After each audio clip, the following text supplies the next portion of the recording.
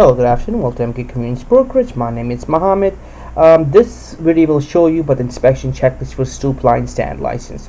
Now, if your store have a stand or booth or stoop line stand, some people might call it, on the sidewalk where you sell fruits, vegetables, soft drinks, candies, flour, you're supposed to have this type of checklist with you just in case the Department of Consumer Affairs comes to your place of business.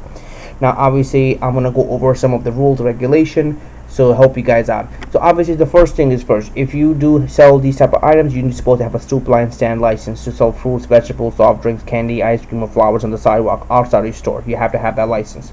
Now, DCA combined license and complaint sign must be posted where all customers can see it, meaning that if somebody makes a complaint, there has to be a visible sign that, you know, if you think this store did not do right with you, or they mistreated you, or they think they didn't pay you enough, they didn't give you change back, whatever the case is, there's supposed to be a compliance sign that you could call this number to make a complaint against that place of business.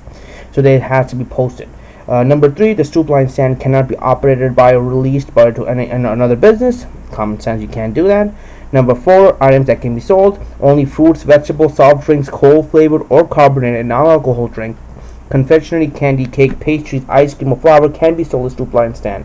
That meaning that's the only items you can sell. You cannot sell anything else. You can't sell like, for example, gyros or anything like that. That's a completely different license. You don't have that. You don't have the stoop line stand license. You must display on your stoop line stand that you do not sell inside your store as long as your store is more than 200 feet away from the store that sells those items. So that's self-explanatory. Sizes: the stoop line stand cannot be larger than 4 feet in width. The stand can be up to 5 feet in width if DCA has given you permission, which means that your width can be in 5 feet if the Department of Consumer Affairs has given you permission. If not, then it cannot be more than 4 feet in width.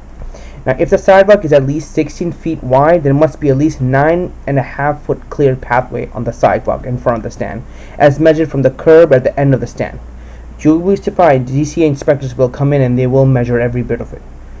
Number 8, no part of the stoop line stand or display can be larger than 7 feet tall. Cannot be more than 7 feet tall. Physical characteristic: both ends and front of the stoop line stand must be enclosed by a fence or partition or wood or any other rigid material. Number 10, nothing can be stored or displayed outside of the enclosed area, example boxes and crates, etc. Number 11, a seasonal awning can only be used December through March, but the hanging awning must be flexible, vinyl, or canvas and extend no more than 12 inches onto the sidewalk beyond the stand width. The outside of the stand must be smooth and free of anything that could damage the clothing or injure a passerby. Have to be very careful. Water and ice cannot leak into the store and stored on the sidewalk. You have to make sure of that. Customer may only pay for goods from the stoop line stand inside the store.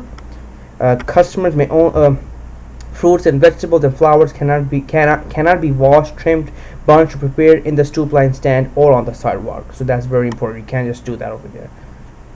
So basically that's about it. I have another video on the general checklist. I'm not going to go over this again, but if you go check out my channel, I do have a general checklist for this. You could actually look I did explain to you how this works and everything, so you could check out my channel for that. So thank you again for watching this video. I hope you guys understand about the stoop line stand checklist. If you have any other questions or comment concern, please comment, like, subscribe to my video. I'll be having more other educational informational videos coming up. Thank you again for watching this video, and I hope you guys enjoyed it.